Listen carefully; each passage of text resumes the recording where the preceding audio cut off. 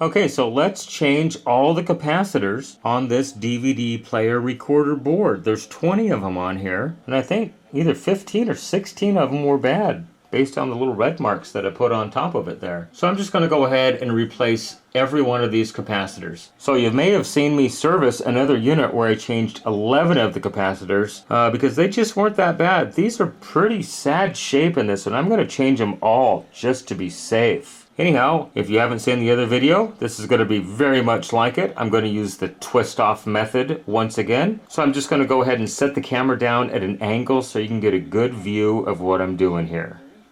So now, as with the other video, I made a roadmap. This is actually the same roadmap, but I've added 2 extra capacitors that are used only on the 457 model. The 427 does not have those 2 capacitors. So when you're doing this, go ahead and make a roadmap. Keep track of where everything goes. That way, if there's any question, you can refer back to it if you think you may have got the capacitor in the wrong place. All right, let's get started. Okay, here we go. Like I said, I'm going to use the twist-off method. I'm not going to unsolder each lead because that adds a lot of extra heat to the circuit board. And on some of the cheaper circuit boards, I've actually damaged the board. So I'm just going to go ahead and apply a little bit of pressure with one hand and then come over here with a pair of needle nose pliers. I'm going to press down. You can see me pressing down right here. And I'm just going to go ahead and begin twisting. And what I want to do is fatigue the legs of the capacitor, and it just lifts off the board, just that simple.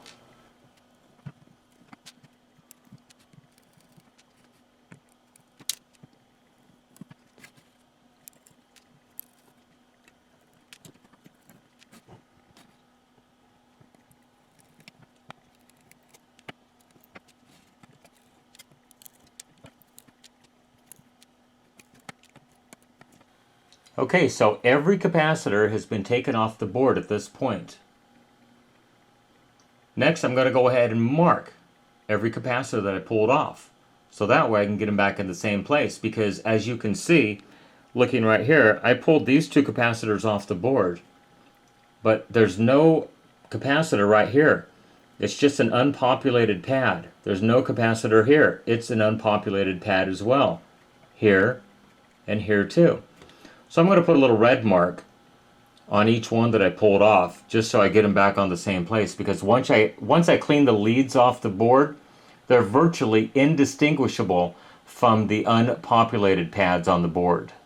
Okay, so now we need to clean the pads off the circuit board. You don't want to install new capacitors with the old leads still on the pads. So just go ahead and take a little bit of solder and just wipe off that old pad. They'll stick to the tip.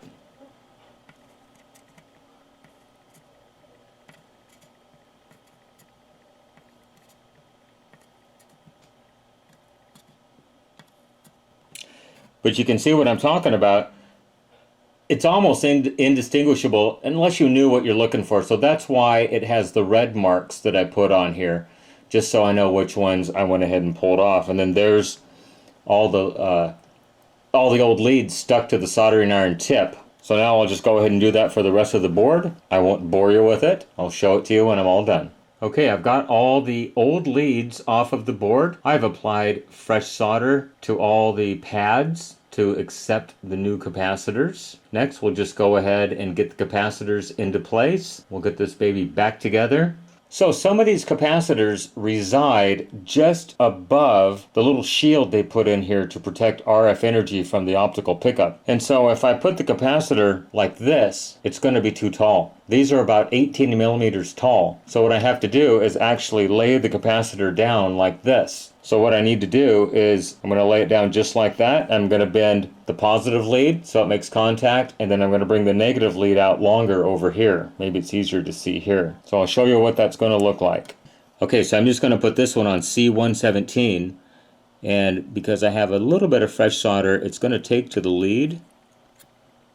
And so I'm just going to lay it down like that. Next, I'm just going to go ahead and add a good amount of fresh solder to this because I want a little bit of structural integrity, just like that. So the capacitor is going to be laid down. I'm going to replace all of them on the board, and then we'll put it all back together, and hopefully it writes a DVD. Okay, so you may notice that these capacitors on the back part of the board, basically anything from this dot right there back, I don't have to lay down. I actually have enough room to stand these things up.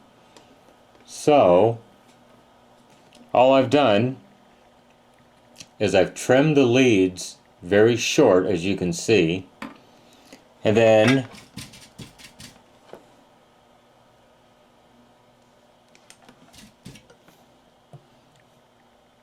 I just kind of set them on the pads here, and I'll attach the two pads, and then once again I'm going to come back here and I'm going to add fresh solder because I want some more integrity than just the solder that's on those pads to begin with. Just like that. I have the second one ready right here. Observe polarity very carefully when you're doing this.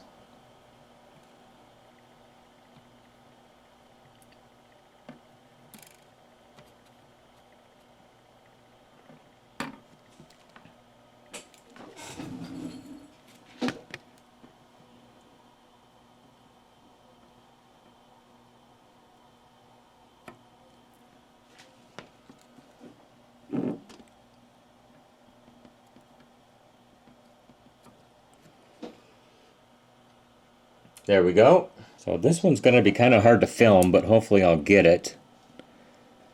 This one I got to lay down.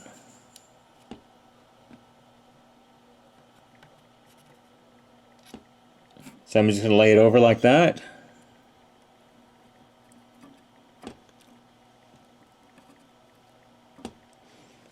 Add some fresh solder to it, and it's ready to go. So keep in mind that when you're soldering these things, be extremely careful because look right here. There's two little tiny surface mount capacitors right there that could get knocked off the board very easily. So pay particular attention to the surroundings around these capacitors and make sure you don't accidentally just knock off one of these little tiny capacitors. You can see there's like a whole row of them right here. Just be very, very careful of those. Okay, so all of the capacitors have been replaced successfully. Once again, pay particular attention to all the small peripheral components near the capacitors. You don't want to knock one of those off inadvertently when you're doing this repair. Anyhow, I think it's time to put it back together, make sure it works, put a blank DVD-R in it, make a recording on it, make sure it plays back okay. As on the last video, I did not disconnect the optical pickup from the circuit board. It is still connected here the whole time. I've never disconnected that because when you disconnect that, it leads to possible ESD, electrostatic discharge, to the laser diode, and that could actually damage the laser assembly.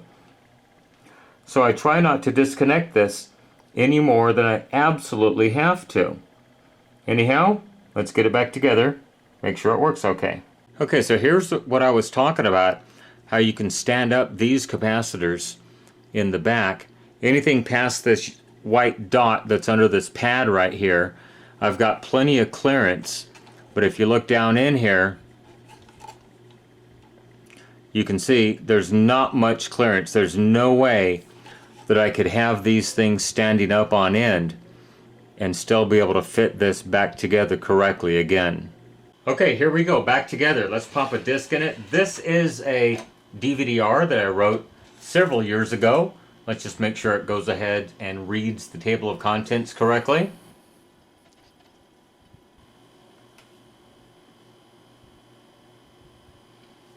All right, read the table of contents. Let's hit play. All right, well there it is playing. Look at that. Look at those Mcdonald's prices from probably 1985. Oh my goodness. All right, so I'm going to go ahead and pop a VHS tape into it, and then I will make a DVD-R recording, and then we'll see the results of that. So hold on one moment. Okay, I've got a blank DVD-R. It's definitely not the best that I've ever seen, and look at all that distortion on there, but it's like it's a factory defect or something. Anyhow, it's a blank, I believe it's a Memorex. It's a Memorex DVD-R, so let's get that in the machine. And if it'll write on this, it'll write on anything. Okay, here we go. Blank disc in.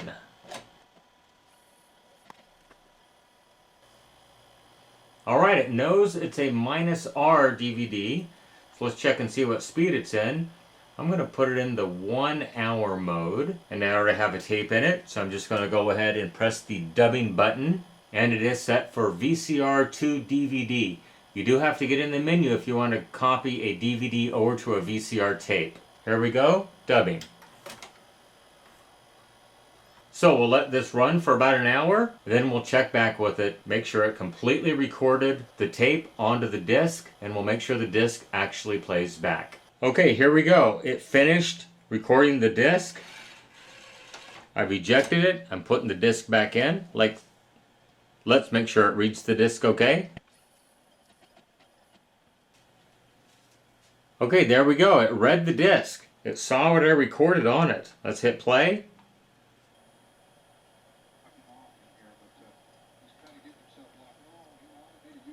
There it is. It's playing. Let's go ahead and fast forward a couple chapters into it. That's it. It's working great. Anyhow, once again at this point, this is where I want to give a thank you to those who have supported my channel with a donation via PayPal or by having me repair your unit like this one. If you enjoyed this video, please consider subscribing to my channel and liking this video. It really does help my channel grow. You can follow me on social media, Facebook, Instagram, Twitter, at NorCal715. You can email me, norcal715videos@gmail.com. Go ahead, leave me a question, a comment, a concern down below. I try to read all the questions and respond when I have time. Remember, with your help, we can keep these things out of the landfill, out of the recycle bin, and out of the e-waste facility. Everybody, once again, thank you so much for watching this video. I really do appreciate it. Everyone, have a great day. Bye-bye.